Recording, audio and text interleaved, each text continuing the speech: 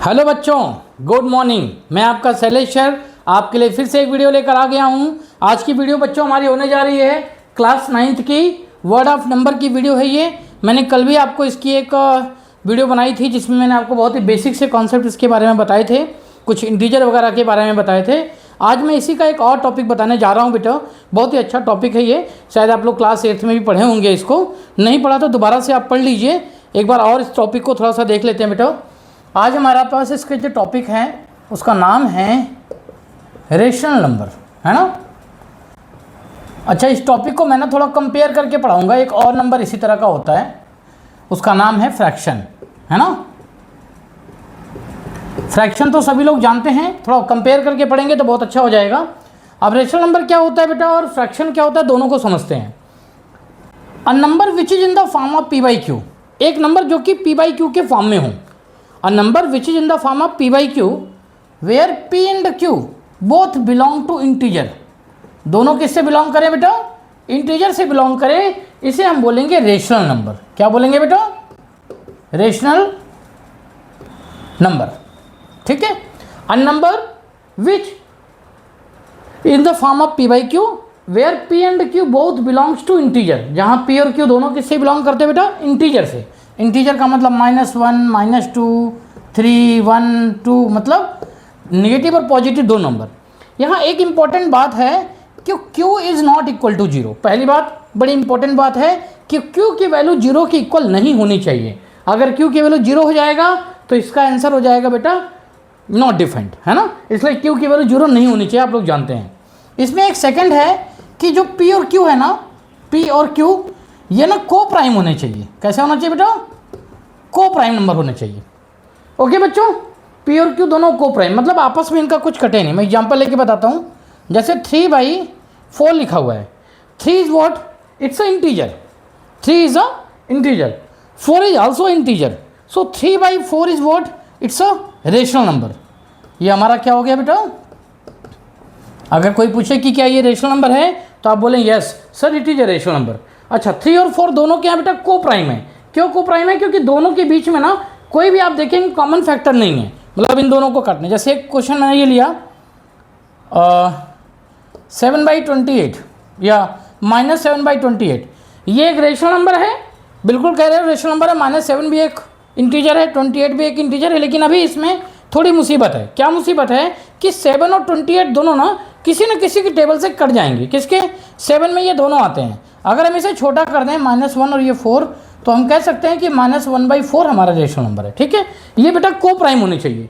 अगर कटने वाले हैं तो हमें काटना भी पड़ेगा, तो -1/4 हमारा क्या हो गया बेटा, एक रेशनल नंबर हो गया। अब समझिए बात को, 3, 4 दोनों ही इंटीजर थे और ये रेशनल नंबर बन गए थे। -7 और 28 रेशनल इंटीजर्स तो हैं, लेकिन उसके बावजूद रेशनल नंबर बनने में दिक्कत था। जब हमने इसे कैंसिल किया तो रेशनल नंबर हो गए। कैंसिल क्यों किया, क्योंकि 7 और 28 को प्राइम नंबर नहीं थे।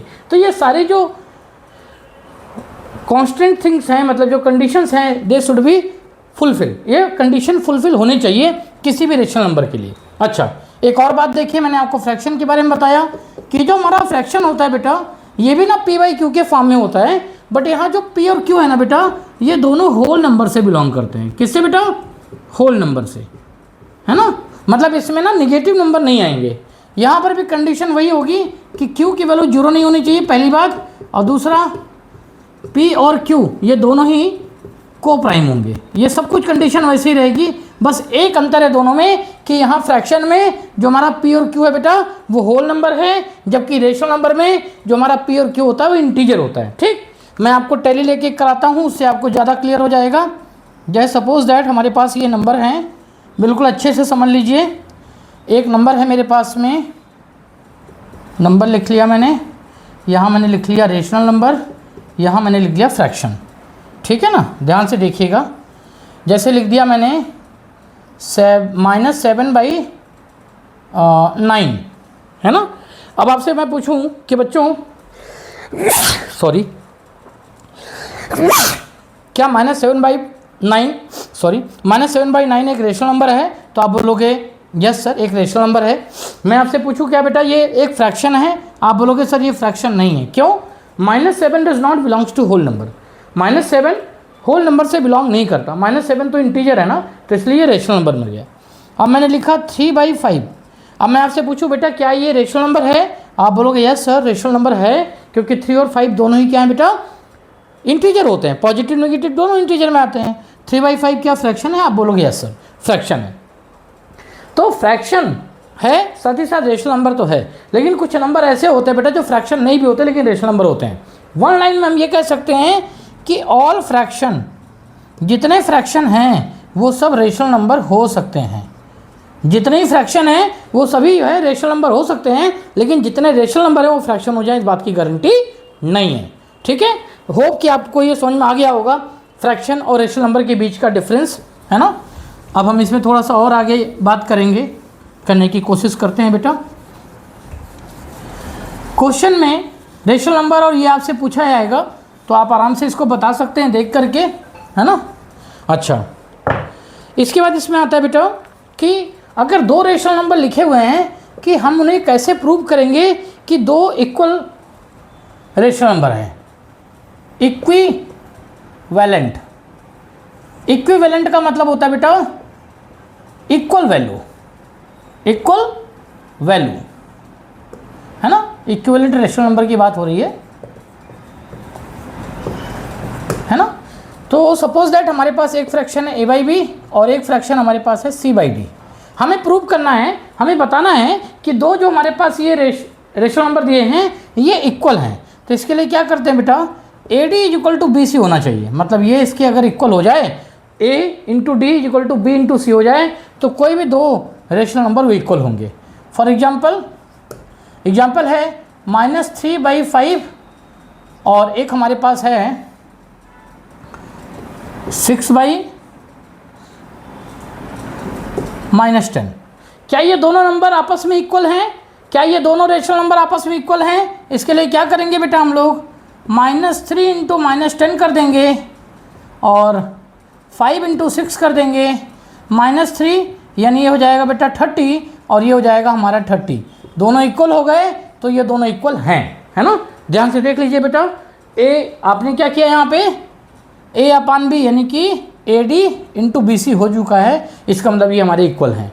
तो इस तरह से आप कोई भी दो रेशनल नंबर को इक्वल प्रूव कर सकते हैं। क्वेश्चन भी आता है कि prove that the given numbers are equal, prove that -3/5 and 6/-10 are equal. तो आप ऐसे प्रूव कर सकते हैं। हाँ, शुरू में आप ना इक्वल टू मत लगाइएगा, जब मल्टीप्लाइड करके आपको इक्वल टू आ जाए उसके बाद आप लिखिएगा कि हाँ AD = BC so they are equal. Okay, इस तरह के क्वेश्चन आपको करने को आ सकते हैं। इसी में बेटा रेशनल नंबर में आपको एक्सरसाइज में 9th की बुक में आप देखेंगे एक्सरसाइज नंबर 3.3 में, तो आपको कुछ ना सम करने के लिए दिया हुआ है रेशनल नंबर का, कुछ डिफरेंस करने के लिए दिया हुआ है, मल्टीप्लाइड करने के लिए दिया है, डिवाइड करने के लिए दिया है। तो मैं एक एक एग्जाम्पल आपको बता देता हूँ। वैसे तो आप अच्छी तरह से जानते हैं, पहले भी जानते थे, लेकिन जब हम पढ़ रहे हैं तो पढ़ ही लेते हैं एक बार, है ना। जैसे सपोज दैट हमारे पास है -3/4, इसमें ऐड करना है 2/7, है ना। ये हमारा एक रेशनल नंबर है बेटा, ये रेशनल नंबर है, ये भी हमारा रेशनल नंबर है। दोनों को ऐड करने का मतलब है कि हमें इन दोनों का क्या निकालना पड़ेगा बेटा, पहले एलसीएम। 4 और 7 का एलसीएम कितना होता है बेटा, आपको पता है ये दोनों हमारे को प्राइम नंबर हैं, तो इनका जो एलसीएम है वो इनका मल्टीप्लिकेशन हो जाता है, तो इनका एलसीएम होता है बेटा 28। आप प्राइम फैक्टराइजेशन मेथड से भी निकाल सकते हैं, बट जो अच्छा मेथड मैं बता रहा हूँ कि the two numbers are coprime then their LCM is multiplication product of the denominator. उनके डिनोमिनेटर का प्रोडक्ट है उनका एलसीएम होगा। तो यहाँ 4 7 या 28 हो गया। अब मुझे क्या करना है, इस 4 को 28 बनाना है, तो इसको 7 से ऊपर नीचे मल्टीप्लाई कर देंगे। पहले नीचे 7 से करेंगे ताकि 28 हो जाए, इसके लिए हमें ऊपर भी करना पड़ेगा, मैथ्स का रूल होता है। प्लस 2/7 है बेटा, इसमें 4 से कर देंगे, अभी हो जाएगा -21/28, इसमें हो जाएगा बेटा 8/28, है ना। ये देखो 28 आप एलसीएम ले लेंगे यहाँ पे, -21 + 8। अब -21 + 8 कितना हो जाएगा बेटा, देखिए 11 में से 8 गया 13 आ जाएगा, -13/28, है ना। ये हमारा आंसर है बेटा। तो इस तरह से आप इनका ना सम करना सीख गए, सम कर सकते हैं। ऐसे ही अगर आपको डिफरेंस करना हो तो डिफरेंस भी कर सकते हैं, इसमें कुछ नहीं करना है, केवल इस प्लस की जगह पे आप कर लो माइनस इसी क्वेश्चन में, है ना। ये देखिए माइनस करेंगे, फिर एलसीएम निकाला हमने, सब कुछ वैसा ही किया, ये लो यहाँ पे कर लिया हमने माइनस। अब -20 होना -8 कितना हो जाएगा बेटा, ये हो जाएगा आपका माइनस माइनस, देखो मैंने इंटीजर में बताया था ना बेटा, माइनस माइनस तो हमारा एडिशन होता है और साइन माइनस का आता है, तो -29 आ जाएगा। -29/28 आ गया, दिस इज आवर आंसर। हम इसे और सिंप्लीफाई नहीं कर सकते, तो यही हमारा आंसर होगा। ठीक है बच्चों, तो मैंने आपको क्या करा, एक ही क्वेश्चन में एडिशन और सब्ट्रैक्शन दोनों सिखा दिया। अब मैं आपको एक ही क्वेश्चन में मल्टीप्लिकेशन और डिवीजन भी सिखा देता हूँ, ताकि आप कम टाइम में ज़्यादा सीख पाएँ, है ना बच्चों। देखिए आपको क्वेश्चन होगा find product of -1 whole 2/3 and 3 whole 2/6।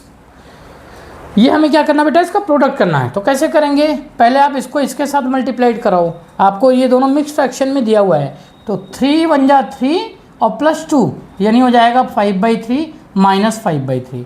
And की जगह पे इंटू का साइन लगा दीजिए, क्योंकि आपको प्रोडक्ट करना है। ठीक है बेटा, इंटू अभी हो जाएगा 6 3 जा 18 और 2 20, 20/6 है ना बेटा। देखिए मिक्स फ्रैक्शन को मैंने इम्प्रॉपर फ्रैक्शन में कन्वर्ट कर दिया। अच्छा, अब क्या करेंगे बेटा, अब हम कैंसिल कर सकते हैं बड़े आराम से। जैसे 5 से अगर 20 को काटे, क्या कट रहा है, क्या 3 से 6 कट जाएगा, नहीं कट रहा है, जो कट रहा है उसे काट लेते। 2 3 जा 6, 2 10 जा, है ना। अब देखिए बेटा, ये -5 × 10 तो हो जाएगा -50 और 3 3 जा हो जाएगा हमारा 9। लेकिन आंसर ऐसे ही मत छोड़ देना, यहाँ पे आपको क्या दिख रहा है, न्यूमरेटर जो है बेटा वो डिनोमिनेटर से बड़ा है, तो इसे हम मिक्स फ्रैक्शन में कन्वर्ट कर देंगे। जैसे आप, मैं डायरेक्ट कर रहा हूँ, 9 5 जा 45 हो गया और 5 बचा, तो 5 होल 5/9 ये हमारा आंसर है। हाँ, माइनस साइन लगा देना ज़रूर से, ये माइनस साइन यहाँ लग जाएगा, है ना। -5 whole 5/9, this is your answer. तो आपका ये परफेक्ट आंसर आ गया जब आप इसको प्रोडक्ट करेंगे तो, है ना। इसी क्वेश्चन में अब आपको प्रोडक्ट ना करके, जैसे ये आप देख लीजिए अच्छी तरह से, है ना, प्रोडक्ट ना करके अगर आपको इसको क्या करना बेटा, डिवाइड करना हो, है ना, डिवाइड करना हो। जैसे सपोज दैट हमें दे दिया है डिवाइड 2/3 बाई 3/10, हमें 2/3 को 3/10 से डिवाइड करना है। ठीक है, तो हम क्या करेंगे, लिखेंगे 2/3 डिवाइडेड बाई 3/10। अब एक रूल होता है बेटा रेशनल नंबर में या फ्रैक्शन में, कि हम ना डिवीजन को मल्टीप्लिकेशन के साइन में चेंज कर देते हैं, क्योंकि फ्रैक्शन ही रेशनल नंबर का ना मल्टीप्लिकेशन पॉसिबल नहीं है, डिवीजन पॉसिबल नहीं, मल्टीप्लिकेशन पॉसिबल है। तो हम क्या करेंगे, 2/3 × 10/3, मतलब ये डिवीजन के साइन को मल्टीप्लिकेशन में चेंज करेंगे और उसके बगल वाला जो नंबर होता है उसका रेसिप्रोकल कर देंगे। क्या कर देंगे बेटा, रेसिप्रोकल कर देंगे, यस। तो ये आसान हो जाएगा फिर आपके लिए। जैसे ये जो हमारे पास 2/3 डिवाइडेड बाई 3/10 लिखा हुआ था, अब ये क्या हो जाएगा हमारे पास, ये बन जाएगा 10/3। तो इसका मल्टीप्लिकेशन करें 20/9 हमारा आंसर आ गया। तो आप देखेंगे कि 29/9 ये भी हमारे पास क्या, न्यूमरेटर बेटा डिनोमिनेटर से बड़ा दिखाई दे रहा है, बड़ा दिखाई दे रहा है, तो इसको हम लोग क्या करेंगे, चेंज करेंगे। 9 2 जा 18, 2 बचा, 2 whole 2/9, this is the final answer. तो इस तरह से आप कर सकते हैं। अगर ये कटने लायक होता बेटा तो मैं काट भी सकता था, काट देता इसको, लेकिन कटने लायक नहीं है तो इसको काटा नहीं गया। इस तरह से आपको बहुत से क्वेश्चन करने को मिल जाएंगे बेटा। ऑपरेशंस के ऊपर में काफ़ी अच्छे क्वेश्चंस आते हैं, एग्जाम में आपको थोड़ा मुश्किल बना के दे देंगे।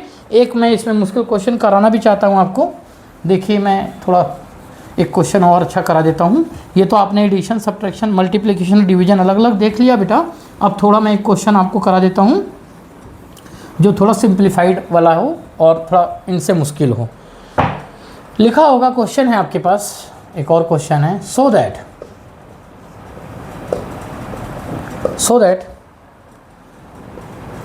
1/2 + 3/4 into 8/3 is equal to 1/2 into 8/3, है ना, प्लस 3/4 इंटू 8/3।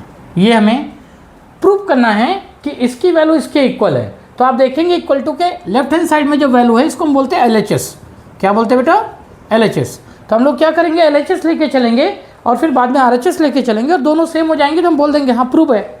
अब देखो इसके लिए क्या करेंगे, पहले इन दोनों का एलसीएम ले लें।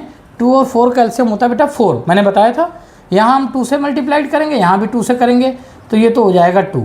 4 है तो इसमें तो हमें 1 से करना पड़ेगा बेटा मल्टीप्लिकेशन, यहाँ भी 1 से, तो ये हो जाएगा बेटा 3। 2 + 3 × 8/3 और सॉल्व करें तो ये बेटा 5/4 हो गया हमारे पास, और ये 8/3 हो गया। 4 से आप 8 को काट सकते हैं 2, ये हो जाएगा बाबू 10/3। ये जो वैल्यू आई है 10/3 ये मेरे LHS की वैल्यू है। LHS ये हो गया। अब हम करेंगे बेटा RHS, है ना। RHS कैसे होगा, लिखा है 1/2 × 8/3 प्लस 3/4 × 8/3। क्या करोगे, 2 से आप 8 को काट दो, ये 4 हो जाएगा, तो ये तो हो जाएगा 4/3। यहाँ 4 से 8 को काट दीजिए 2 हो जाएगा, 3 से आप इसको काट दीजिए 1 हो जाएगा। नीचे तो कुछ बचा नहीं, ऊपर बचा 2/1। अब हम फिर से इसका एलसीएम लेते हैं 3 दोनों का, तो ये तो 3 है, इसमें तो हमें केवल 1 से मल्टीप्लाइड करना है, इसमें हमें किससे मल्टीप्लाइड करना होगा बेटा 3 से, तो ये तो 4 हो जाएगा और ये 6 हो जाएगा। आंसर आएगा हमारा 10/3। 10/3 ये भी है और 10/3 ये भी है, तो इसका मतलब ये हुआ कि दोनों का LHS और RHS क्या है बेटा, इक्वल है, हेंस वेरीफाइड, इसलिए ये वेरीफाई हो गया, ये प्रूव्ड हो गया। ठीक है बेटा, ये देख लीजिए आप, है ना। तो इस तरह से क्वेश्चन आपको एग्जाम में आ सकते हैं। आराम से आप इस चैप्टर को पढ़िए, धीमे धीमे पढ़िए, अच्छी तरह से समझ के पढ़िए, एग्जाम में आपको काफ़ी अच्छे नंबर ही दिलाएगा। आसान है बेटा, लेकिन थोड़ा आपको डीप स्टडी करा रहा है, पढ़ा रहा है आपको, तो अच्छी तरह से आप पढ़िए और रेफरेंस बुक को यूज करिए। कोई क्वेश्चन नहीं आता तो मेरे चैट बॉक्स में जा करके वहाँ चैट करिए, मुझे बताइए, और वीडियो को 1-2 बार देखिए बेटा। पसंद आए तो आप उसे लाइक और सब्सक्राइब करिए। चलो बाय बच्चों।